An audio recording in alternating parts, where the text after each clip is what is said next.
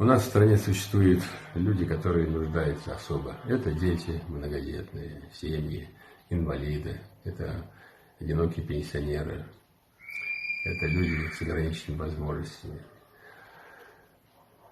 Существует Национальный исламский благотворительный фонд «Ярдам», который сейчас, когда особо сложное положение, помогает этим людям. Волонтеры разносят, развозят горячую пищу, помогают чем можно этим людям, остро нуждающимся людям. И, конечно, чтобы охватить чем больше нуждающихся, нужны средства. Будет большая помощь, даже небольшие какие-то перечисления, которые вы сделаете, помогут в этой благородной деятельности. Всем вам большое спасибо.